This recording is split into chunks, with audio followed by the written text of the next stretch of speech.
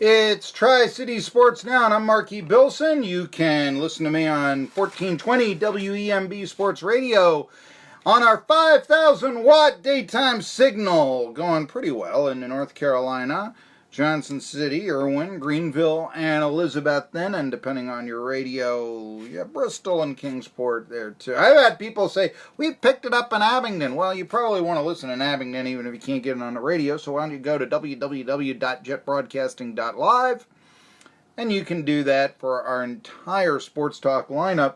Let's face it, Clay Travis in the morning after the, Irwin early bird. We have not forgotten the roots of where our studio is. Followed by Dan Patrick, then moi. Then you've got, after that, Colin Coward, Outkick the Coverage, with, not Outkick the Coverage, that's Clay Travis, forgive me. Then you have Chuck Oliver, Southeastern Sports Today, and then the Fox Sports Radio Network to take you through the rest of the way. You know what that is? That's the best sports talk lineup in the market. Because first of all, let's face facts. ESPN is unlistenable. Okay? I mean, no, it really is. ESPN is unlistenable.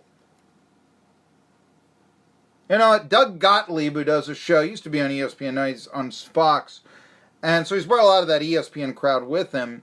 And he actually tweeted out yesterday a support of my favorite baseball logo, Chief Wahoo, and he had supporters, including myself, but he had about 300 responses, and he said, you're just doing clickbait, and a lot of people saying, how could you do that? That's racist. I wonder how many people are just programmed to believe that, and I'd say that about 95%. You got 5% who are wacko who think it's racist, and then you've got 95% who are just, programmed to believe that by that 5%. It's my opinion. And so he came out with that yes, a smile is probably not a sign of hate, folks. When you break it right down, and I mention that because that's the ESPNization of sports. And it makes it, you cannot watch or listen to ESPN any longer. I mean, at one time, unless it's a ball game. And I used to try, I was watching the sports reporters until the last day. I said, okay, let's see how the other half lives. Now, you just, after you get some sort of wacky preaching in the middle of it, and I know they say they've tried to go away from that, but I'm not sure they have. And they still continue. It's on the ESPN website. The day ESPN.com still has the best box scores, okay? I'm going to give you that. I want to look at box scores. They still have the best box scores. But there's still that targeting of, well, we've got the contracts here at ESPN, so these are the highlights, these are the sports we're going to highlight. For instance, basketball, they'll shove it down your throat. Said it before, I'll say it again, $2.7 billion invested in the NBA through 2025, $1.9 billion in the NFL through 2021. Yeah, ESPN is going to push the NBA. That's why you get summer league games leading off SportsCenter these days. I don't know if I've not watched an entire, I have watched SportsCenter, but maybe a handful of times. 3, 5 since last year. I remember when after watching a baseball game and really getting excited about the pennant race news and what was going on in baseball, I said, it's been a wonderful day in baseball, but first the summer league. I could not care less. But they were promoting their own brand. Look at the ESPN website. You'll see baseball. You'll see basketball, certainly. Surprised they don't have 2 clicks for it. You'll see the NFL. You won't see the NHL. They don't have the contract. You'll see the MMA. You won't see NASCAR. That's Fox and NBC. Oh, they'll have stories on it, but you got to go through the more and click and all that. That's not what they're going to promote. Now, admittedly, I mean, NBC Sports, I kept getting in, do you want to interview this NBA person? When we had the NBC contract, that sort of thing. No, I really don't. But still, it just showed you that ESPN is about promoting ESPN more than sports. And a lot of what ESPN is also with a socialist agenda. So, their own social agenda. I shouldn't say socialist. I should say that there's a Freudian slip right there. The social agenda. But yes, I mean, it's become unwatchable. And I'm not the only guy who says that. And it's gotten to the point where now, because sports has gotten so political, you can't even, have an objective conversation so much about, let's say, the USWNT. I mean, you can't even go and say, you know what?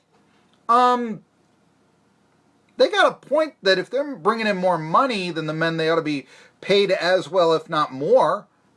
They got a point there. I mean, heck, even the porno industry understands that when it comes to genders. Why can't soccer? That should tell you something, yes, You want to talk about exploitation, but still, when it comes to pay scale, anyhow, you get that.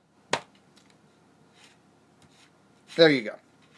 But yeah, we can't have that conversation. No, it's going to have to, because of the way sports are covered now, one agenda or the other.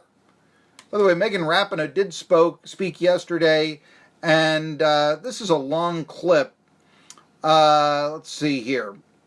And one of it, I got Carlos Cordero, who is the U.S. Soccer president, speaking. They had a victory parade. It was in New York City. Why was it in New York City? I mean, I guess it's the most populated city. Don't get me wrong. It's not a bad place to put such a parade. But why wouldn't it be Washington, which is the nation's capital, and the U.S. team? I mean, I'm not really criticizing New York. I'm just wondering why. Why isn't it Johnson City? I mean,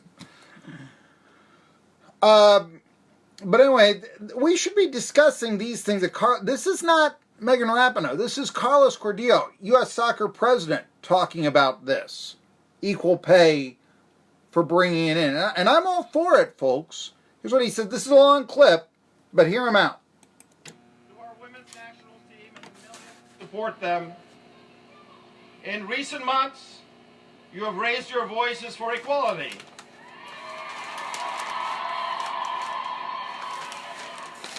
Today, on behalf of all of us at U.S. Soccer, I want to say,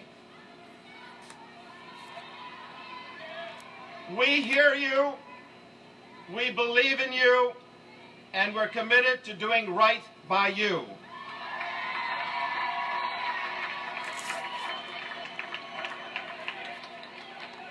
And that is why over the years, from our development programs to our youth national teams, to our professional leagues, the NWSL, to our women's national team, U.S. Soccer has invested more in women's soccer than any country in the world.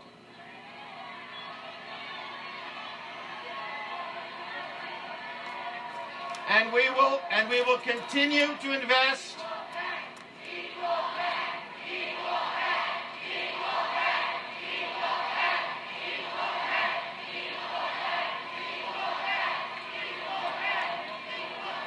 We will continue to invest more in women's soccer than any country in the world, and we will continue to encourage others, including our friends at FIFA, to do the same.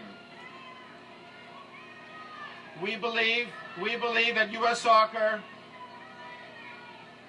that all female athletes deserve fair and equitable pay. And together, I believe we can get this done.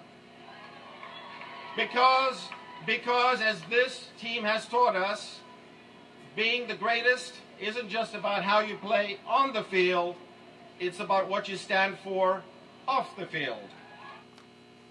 You know what? There's no, I mean, equal pay. I would say superior pay. They bring in more money the last 3 years by about almost $2 million. So I don't understand why they wouldn't make superior pay. There's a reason why the NBA, it brings in a ton more money than the WNBA. Why the NBA players make more. Now, if the WNBA was bringing in more money, pay them more. But it's a significant $7 billion versus $25 million discrepancy. So no, you do not pay.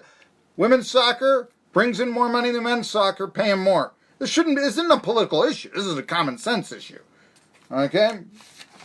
By the way, I was talking about the unwatchability of ESPN earlier. And talking about how Fox has the best sports network in many ways because ESPN is just not watchable or listenable anymore. They had the ESPYs yesterday. Did anybody care? No. Let's go back to... I remember, we had John Feinstein on, and he actually spoke. I think you can listen to this interview on YouTube, my YouTube page, me and John Feinstein. And he talks about Caitlyn Jenner winning the ESPY Award, Most Courage and all that.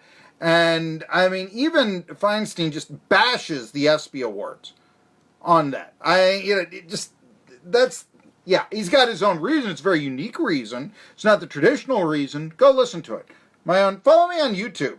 I've got 120 odd videos there, including every Drew Rice show from last year for all the Unicoi County football fans. For all the NC State basketball fans out there, bad news. NCAA has charged NC State with 4 violations, accusing a former assistant coach of providing payments and benefits connected to the recruitment of one-and-done basketball player Dennis Smith Jr.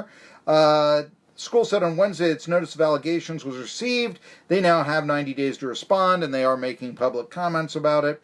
Notice includes 4 serious charges, with 2 that are potential top-level charges. NCAA alleges former assistant Orlando Early provided Smith and his associates approximately $46,700 in impermissible inducements and benefits, including $4,000 that a government witness testified he delivered to Early, intended for Smith's family.